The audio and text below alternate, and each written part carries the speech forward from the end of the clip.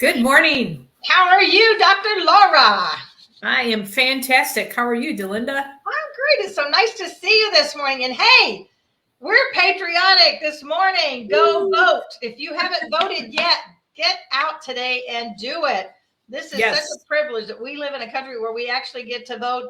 And no matter what you think, and no matter what side you're on, exercise your right to vote. I mean, it just, we're not here to tell you how to vote, just to go vote. Yes. Yes, definitely. Yeah, our whole family went, and we're all voted up. So all voted up, and I waited just because I wanted to. I could have gone any day, but each just so long as you've either done it already or you're going today to do it. And somebody here was saying you might want to go early because we're supposed to have rain, and it's like we never have rain here. So if it rains, I don't know, I'll just enjoy it or something. The worst is when we get the 30 to 40 mile hour winds. Oh gosh, yes. Yeah, and we get that a pretty fair amount. So really, yeah, we do. That's the worst part of our weather is the winds, and that's really what our winter. We got them through the summer. We get them a few days last week, somewhere in the last week or so we did. But that's kind of our December, January is mostly not so much cold. It does get colder, but mostly it's that wind. And, even if it's, yourself, even in Kansas City, no matter what the temperature is, you get those kind of winds and it feels cold. Oh, yes. We have that right now. It's in the 50s, and you would think that would be for us right now, it's warm. There's a wind, and it just kind of goes right through you. It does. I know. That's why they call it the wind chill factor. Yes. Right? The worst is when it's like 10 degrees outside and the wind chill is below zero. Yes. Yeah. Well, and then they say feels like, and you're like, feels like. Exactly. It's like, oh my gosh, we don't want that. Cold is cold. And I'm coming into Kansas City. Matter of fact, we leave on Sunday to drive. We're going the southern route because you cannot trust Colorado. Oh gosh, especially now. Yes. Yeah, that would not be good. So it's like, okay, praying that y'all have decent weather. Yes. Because I am now such a wimp. I don't want cold, freezing cut through you. Absolutely. And for those of you in Kansas City, if you're watching this, we're having a lunch. We still have a couple of slots still open for our lunch on November 22nd. So you can reach out and send me a private message, or just send me a message, email me, call me, whatever you want. And if you want to join us. Yes. And it looks like Kathy Weaver is joining us this morning. Hey there, there's another superstar right there. Yes. Like, we are so glad to have you. Hi, Miss Kathy. Alicia just sent me a message. What time do y'all start, Mom? I said, now? Yeah, now. We are starting now. So, daughter, if you're out there. Oh, gosh. So, we've been doing things a little bit different. It's been so great. I mean, Kathy does such an amazing job talking, with us 2 weeks ago. And then Lisa was last week. Yes. And I've got some nice comments back. So this has been kind of fun. And then today we get to hear from you. And it's particularly nice with you and Lisa in that y'all are co-host, so much of the time. And so it helps people get to know you a little better as well. Yes. So yes, I have some big shoes to fill. I'm next. Well, we are all in this together, right? Yes, we are. I was trying to explain to somebody the other day about the show, and I said, I still, my goal of it is to feel so relaxed. People think they're just kind of having coffee or tea. I think both you and I do tea, right? I'm a coffee drinker. Oh, you are? Yeah. Okay. So we have us both represented, coffee and yes. tea. Right. So, Laura, tell everybody, so why is there a doctor on the front of your name? Tell us just a little bit about you before you go into your topic. Sure. I am a traditional naturopath. I've got my doctorate in traditional naturopathy, which basically means holistic medicine. You hear that word holistic. Uh-huh. I do everything natural. I help my clients with their health through natural means. So I've been trained in a whole bunch of different traditional, they're different. They're not the medical model, which is the Western medical model right now, which is everybody takes a prescription. I look for natural alternatives. And then I work with people in their diets and supplements and all of those kinds of things. And for me, it's all about food. So this doctor also teaches people how to grow food. So that's kind of it in a little nutshell. Yes, and so much so that you built your own greenhouse. Yes, I did. Blue house. Yes, and I actually have a background here. Let's see if I can get that on. Well, show it to us. Show it to us. This is actually it's half finished on this background, but that gives you an idea of what it looks like. I haven't updated my pictures yet, but we built this greenhouse in 95 days. So that was from start to finish. Okay. So it's been my, and I've been away from your show because I've been outside working on the greenhouse. So, but we're finally finished, and now I'm getting ready to start growing some cool weather crops for the winter time. And I'm hoping, now it's a whole different, I'm used to growing outside, and this greenhouse thing is a whole different thing to learn. It's all temperature, humidity, all of that kind of thing. So I'm super excited though. Oh, that is great. Well, and before the bad weather hits, so you got it up and ready, and now you can still have all your fresh food to go, through the winter. And so in the spring, will you also plant things outside, or will everything will be inside? Yes, I will have a combination. And my poor husband, he's like, oh, we're done. I'm like, no, we're not, because we're going to landscape around the greenhouse. And in my landscape, I build raised garden beds for everything. So there will be some more. I do have 4 right now that I grow in outside. So those will be planted, and then whatever else I add. So it'll just be, everything will be, growing. I will start it in the greenhouse, and I can transfer it outside or just leave it in the greenhouse. This gives me an extra layer of growing, and not education to learn. So I'm super excited. Well, it's a good thing you like learning things. Because you are always, which I think most of us always are, on a learning journey. We're all trying to expand ourselves and to grow, because you're either growing or not. You can't. Right. You're either growing or not growing. Yeah. I mean, it's like there's nothing is standing still.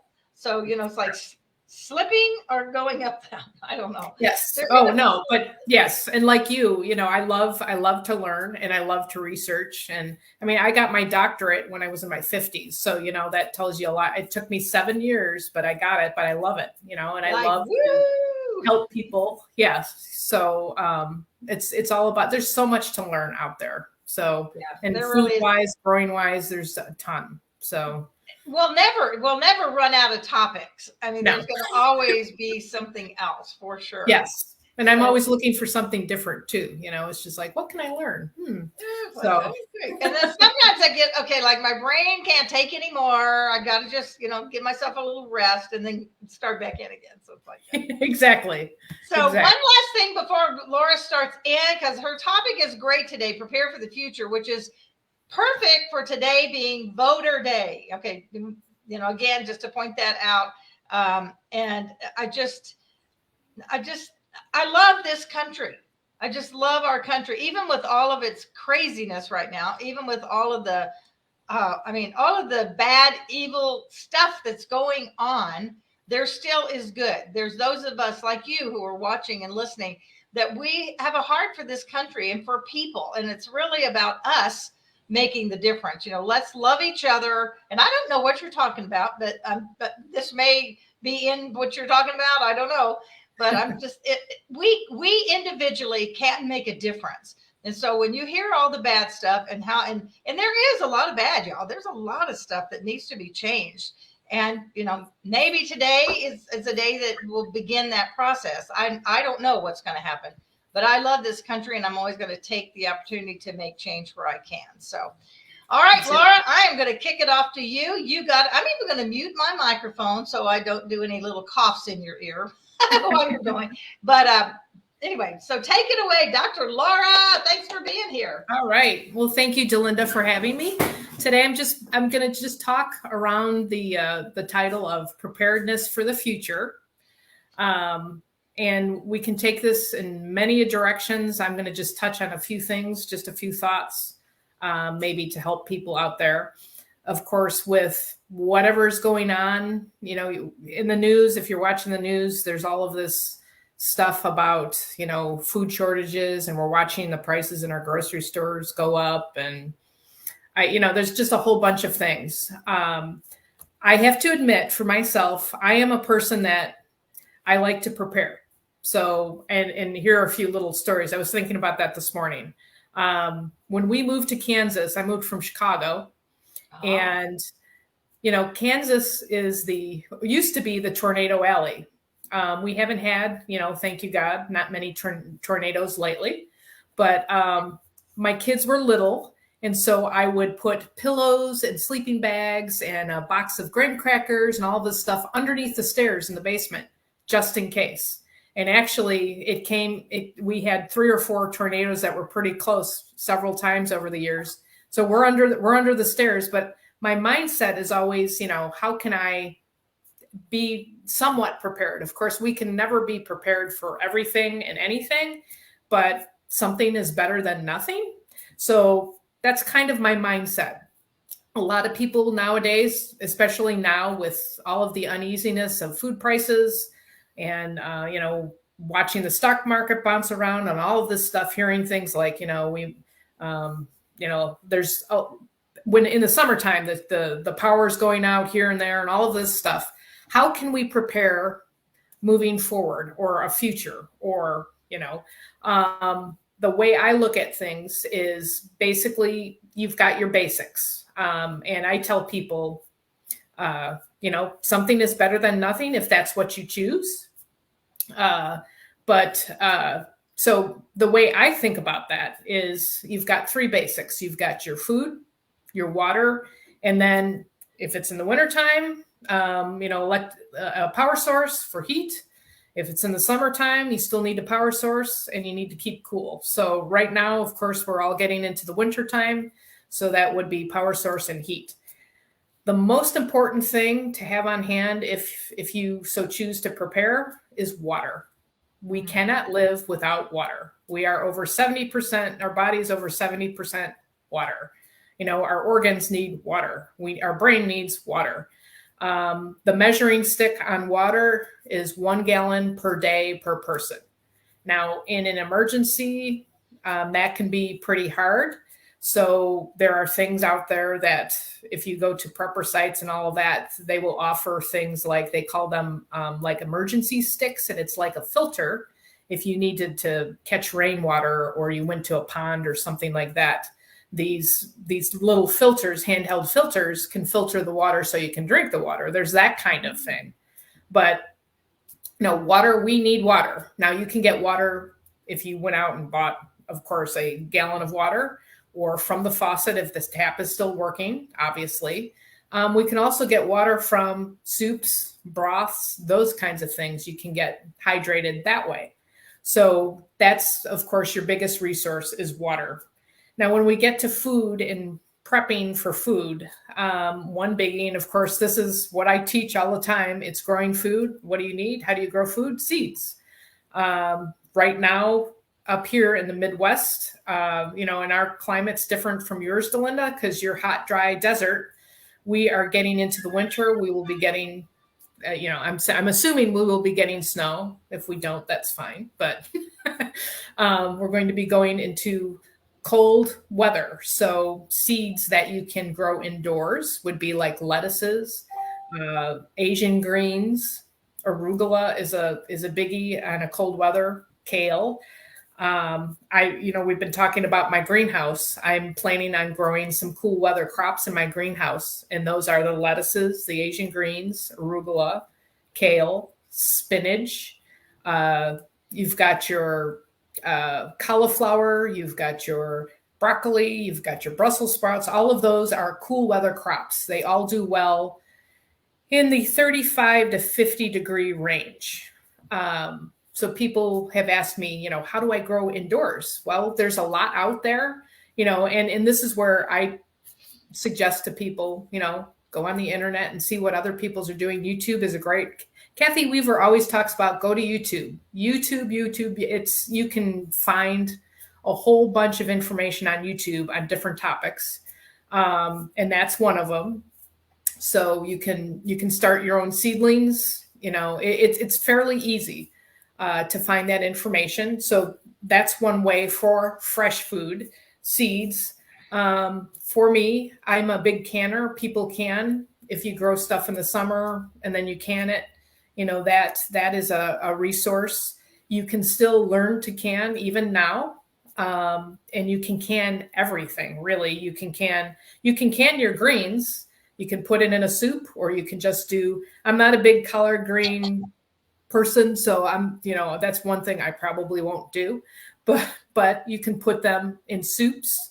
I've got a lot of canned tomatoes. I one year got a little bit overly enthusiastic with tomato plants, and I had 50 tomato plants, and then they all came in at the same time.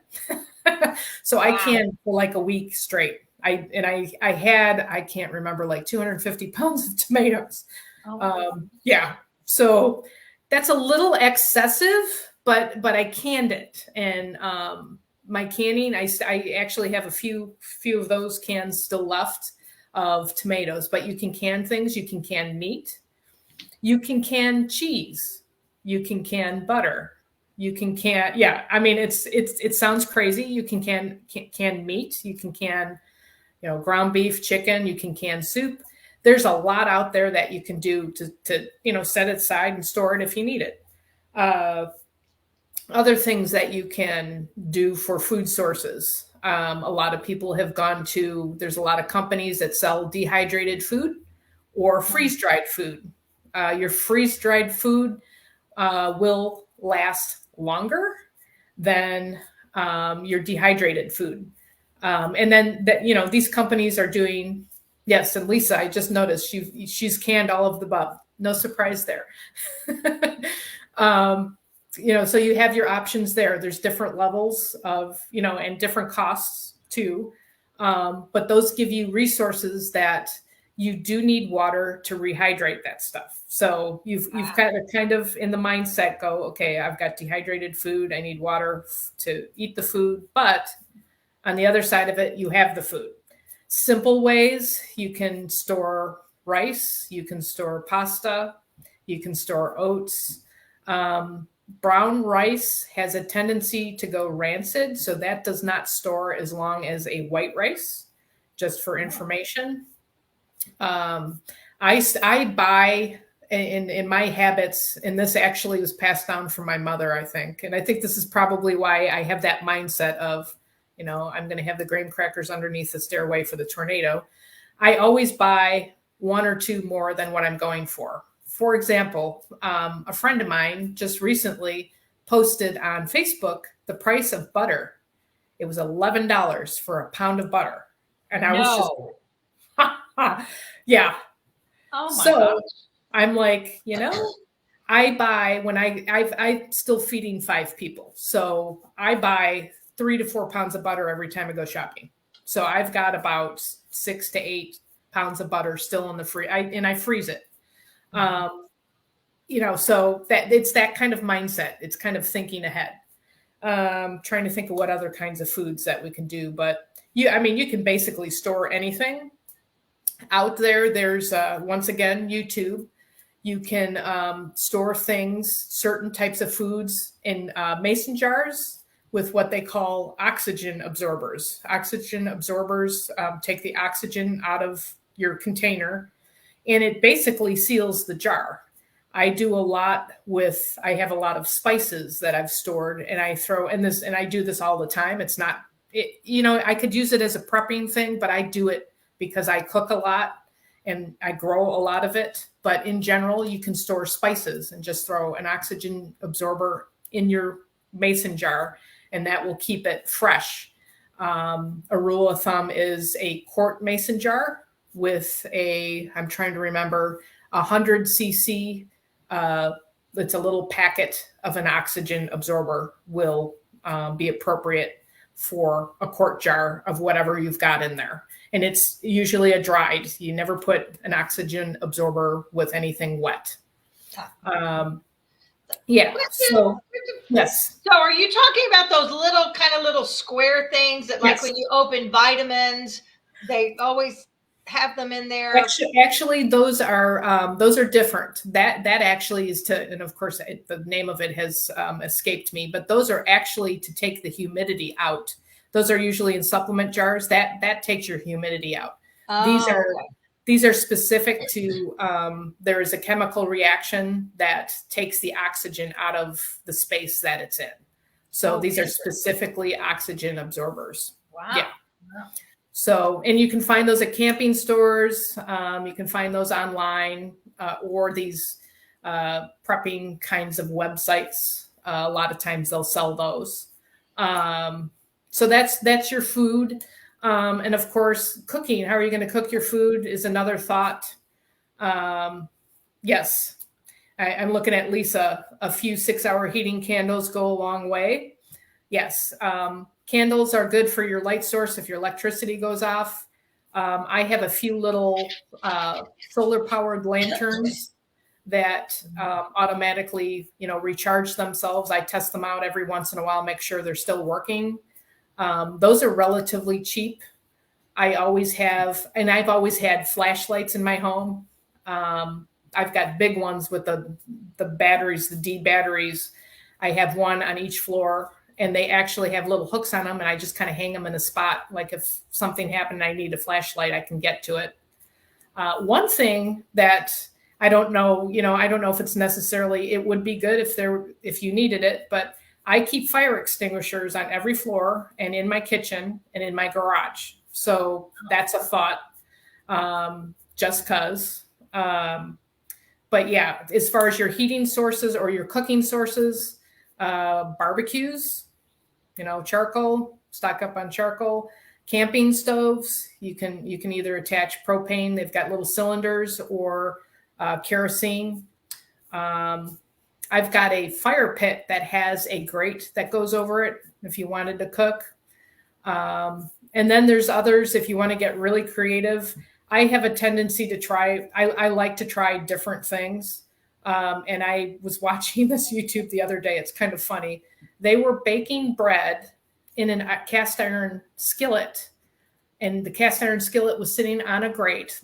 And the lady took the shelf out of her oven and put it, kind of elevated it, and she put little votive candles underneath it, and she baked bread with, on these little votive candles, which you're just wow, it took forever, but it worked. So, hopefully we will not get to that point, but it's the creativity. So you've got, different options for cooking, or if you have canned goods, for example, like I've got a lot of canned meats. My thought is, I could just open them up and we could eat. It would be cold ground beef, but at least it's cooked, so it's that kind of thing, that kind of thought. I have a lot of options as far as we've got some protein bars, and those we rotate because of course they expire, but in an emergency and you can't get to food, we need protein. So we've got some protein bars. Trying to think of what else we can do here, but I sidetracked myself. So those are cooking sources, like what Lisa said too, for light. They have emergency candles, flashlights. You can make your own candles. One little trick, which is pretty popular, is you take a canister of vegetable shortening, and you can take 4 taper candles, cut them down to size, and push them into the canister of vegetable shortening and light them. And that's your candle. And that will last, I've heard, 72 days was one person. I have not tested it out, but that vegetable shortening is a resource for, it's a safer candle per se, and it's cheaper really when you think about it. So there's little tricks like that, check it out on YouTube. Let's see, what else do we have? Do you have any questions at this point, Delinda, or any thoughts? Wow, I'm just so impressed with all of those different ideas that you gave us. And the one that you just mentioned about having the pre-cooked meat is really a great idea, because also you're gonna if you have frozen, not cooked hamburger, then you have to really have something to really cook it with. I mean, but if it's in the freezer and it's already cooked, you can just take it out and it's okay. It's still just as good for you. Yeah. Let it get to room temperature, and it's a little warm, so it opens up your options. Of course, if you're out of power at that point, everything's going to pretty much go bad in your freezer anyway. So you need to kind of get it out. I guess that's when you really how do you get as much of the food that's in the freezer cooked at that point? Like, and there's of course the other thing of having a generator, and because you watch all of those things, the tornadoes and the hurricanes and stuff like that, and I've always wondered, how many of those people who live in those areas where those kind of disasters happen a lot, if many of them do have even a small generator, would just take care of things for shorter periods of time.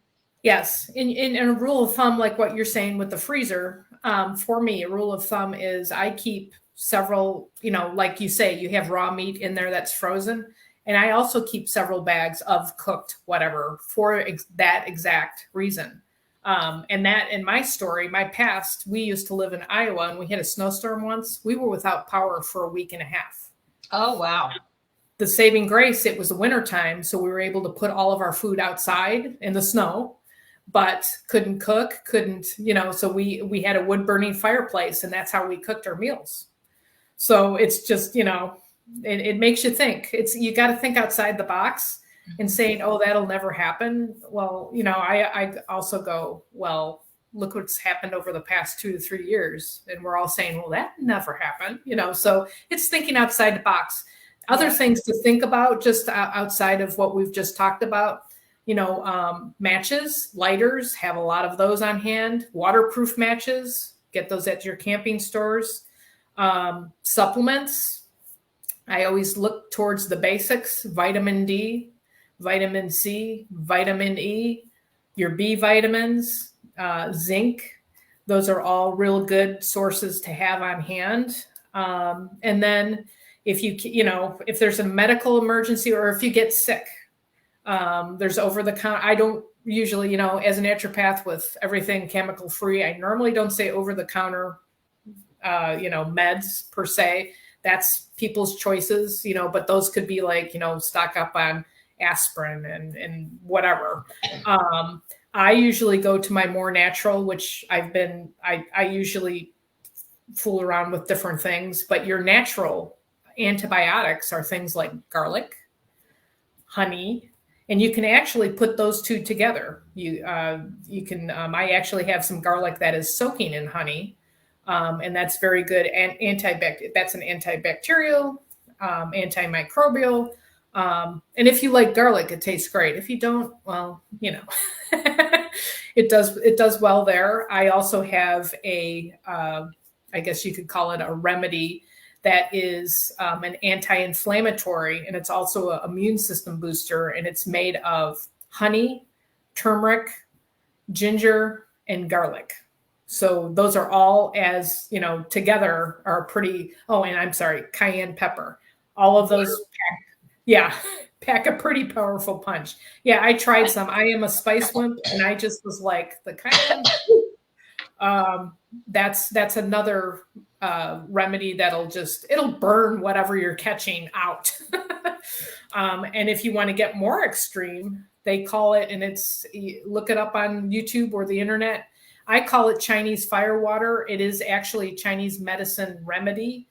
And you take a quart jar and you pour in, and I don't know as far as the recipe per se, but you can find it. It's got apple cider vinegar, onions, garlic, cayenne peppers, or you can put jalapenos in there, ginger, and not powder, the actual ginger root. And you just let it sit on your counter. And I always tell the story. I had a friend that I would have called her a brittle asthmatic. Well, she took a tablespoon of this stuff every day and she never had an asthma problem ever again. I think it just burned it out of her lungs, basically. I mean, so, that is strong stuff. Oh my gosh. That's very strong stuff. It'll definitely, but lastly, and I wanted to put this in, outside of all of this stuff, I think especially people that are followers of Jesus, God talks about being prepared in the Bible all over the place. John the Baptist, prepare the way of the Lord. They prepare their Passover. They, there's all stories, etc., about preparing. We are in a spiritual war. We always have been in a spiritual war. We have to prepare for battle spiritually. What does that mean? That's Ephesians 6, put on the whole armor of God, put on the belt of truth, the, breastplate of righteousness, the shoes of peace, the shield of faith, helmet of salvation, the sword of spirit. That's how you can get, prepared spiritually. But really, regardless of what's going around, around us, whatever is happening, the way I prepare, God's got this. 2 Timothy 1:7, which I always say because that's one of my life verses. For God did not give us a spirit of fear, but of power, love, and a sound mind. Amen. Sound mind. Yeah. Sound mind. He's got this, but he also gave us a brain to use. So, even if you just stock up on a few gallons of water and a few graham crackers underneath your stairwell for the tornado, it's there. It's there. Joseph put the grain in the storehouse. It's there. It's that kind of thing. So that's kind of my little take without getting too more detailed on preparation for the future. Oh, I love it. And Laura, such great, very practical things. I mean, I love that. And for those of us, I mean, I've lived most of my life in the Midwest, to where there were, always thinking about the tornadoes or whatever. And same thing. We always just kept, I don't know if we did the food so much, but we always had the blankets and the flashlights and a transistor radio. Yes. In the basement for that, whenever that would happen. Now, my husband, being the crazy person that he is, he liked to stand out on the back porch and watch. Oh, that's mine too. They're watching, and I'm like, you can get blown away. I'm going to be under the stairs. Yeah. It's like, oh my gosh. But yeah, and people have all different levels. Most of y'all probably heard of what they call the preppers. I mean, and they prepare to the nth degree. Yeah. But even a little bit of preparation just gives you a little bit of that confidence, feeling like, like you have some control. Let's just use that. Even though we don't. Right. Yeah, even though we don't, we can't, we don't know what storm or what thing is going to happen. I mean, I think of that I don't know if it was last year or the year before, but in the last couple of years, when Texas had that huge snowstorm and they were out of power some of them were a couple of weeks, I think. Right. And that was so just a fluke thing, right? So just, when you take those steps of being prepared, I think it gives you just a little bit more confidence of just feeling like, well, at least you can do something. I mean, at minimum, have some matches, like, Laura was saying, matches and candles and a flashlight. My biggest thing is I use the flashlight and I'm not as great about putting it back in its exact place. So where did I put that flashlight? So be a little more intentional, right? That really helps. Oh, good one, Lisa. Yes, preparation gives us peace. And I also look at it if, I've got some stuff and if something happens, I can share with others too. I can help others. Mm-hmm. So isn't that, and like we said, that's what we like to do. That's what it's all about. Yeah, it really is. Well, this has been great. Some of you, I may go back and listen to it again myself. And I took my notes here. Got to make sure. Just to give it some thought, to be intentional and just thinking about it is where it starts. So when you think about it and you get the ideas, what's one thing you could do to prepare? Just do it and Laura talks about this a lot, about the fact that it's the small things. Take one step and then you can take another step. And pretty soon you're going to have, a little more preparedness in the practical things of your life, and of course in the everyday of being spiritually ready and knowing that God does have this. The bottom line of it all is He's got this, and we know the end of the story. Right, exactly. It's just a little bit of preparation, and for God did not give us spirit of fear. He's got it. Absolutely. And Lisa, good point. They got caught off guard in Texas, and they will never be unprepared again. Yeah. And it should be a wake-up call to all of us as well. We just had the big storms that went through Florida. Now they are different just in the fact that happens in that area a lot. Just the whole those that live in those hurricane places. They know. That's a whole different scenario. Yeah, they know it's going to happen sometime. So they stay a little bit more prepared, or they have their exit strategy or whatever, but those of us that kind of sit, and here in Vegas, I have to just be pretty real. We're not going to have a hurricane or a tornado, more than likely. They do say that we're sitting over a fault, that we actually could easily have an earthquake. And since I've been here, there was one time that there was enough of a little tremor that I could feel it when I was walking. I thought, gee, I felt so off balance. I couldn't figure out what it was until I asked myself, did anybody else feel that? What was that? But so we get a little more complacent because we don't see that in our face all the time. It's not like right there. So, but those great ideas that you gave us today. Thank you so much. Thank you. One last comment that you'd like to leave with everybody before we go? Well, I'm repeating myself, but God's got it. He's got it all under control. And even if you just do a little bit of preparing, like Lisa said, it brings a little bit peace, but God is our peace. No matter what happens, He's got it. And that's really what I live by. I do have canned goods and all of that, but I live by, He knows what we need and when we need it. Yeah. I love this, Lisa. Don't hesitate that even Amazon might not be able to deliver. I mean, Oh my God. Yeah. Yes. And I think the other thing in our world, so I'm going to take us a little bit over just because, as Lisa mentioned that, we get so, how, like right now today, knock on the not wood that I don't have around, we've made it through the whole morning without a technical difficulty. Like, thank you. Yes, we did. Like I say, thank you, Jesus, because I'm so appreciative because we've had those times that we aren't. But the thing that I think in our day and time, the thing's going to really make the biggest wake up call is when the internet, if there's a time when the internet goes down, we can't get money out of the bank. You can't use your ATM card. We can't even get gas because at least there may be some isolated gas stations that still pump without digital.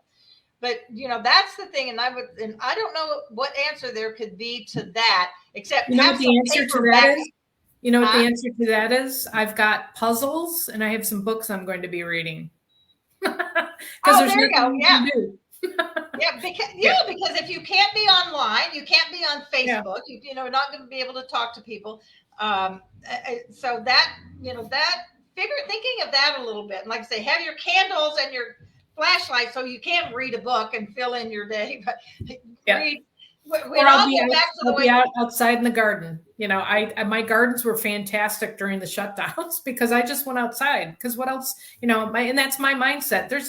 Why panic? There's nothing you can do, and God's got it. So it'll eventually come around, or who knows? Who knows? But right. Yeah, puzzles and books. Puzzles and books. Yeah, that's a good thing. And I'm not sure that we have. I think I have my little puzzles for Henry when he came. I went out and bought 1,000 piece puzzle. So I'm like, and it looks hard too. So. No way. Well, Mary Helen says have an electric car. You just got to hope that you can have a station that has the electricity because those are run by digital. Yeah. So. And so anyway, so it's being intentional, y'all, thinking about things ahead of time. Be prepared to what extent you can or feel comfortable. And Right. that will give you that peace. This is just a time to be thinking ahead while we can. Right. While the sun is shining and all of that, just take the preparation that you can, and then say, okay, thy will be done. Well, and everything is going to turn out the way God wants it to turn out, and it's going to be okay. I mean, yeah, it is definitely going to be okay. Yeah. You're doing it okay. So, all right. Well, thank you so much, Laura. This has been so fun. You. I love that. Next week will be our neuroscience nerd by her own definition. Lynn Franklin will be with us, and she'll be talking to us about having difficult conversations. You know how you put off because you just don't want to face that conversation with someone. She's going to talk about some tools and how to do that so that you can have a positive result from a negative or painful conversation. So we'll look forward to that with her next week. All right, everybody, remember that life is not a matter of chance. It is not. That's what we talked about today, as a matter of fact. Life's not a matter of chance. It's a matter of choice. So choose wisely. Choose to prepare just one thing, one simple thing, and see if it doesn't make you feel better. All right, everybody. Thanks so much. See you next time. Bye. Bye, everybody. Have a wonderful day.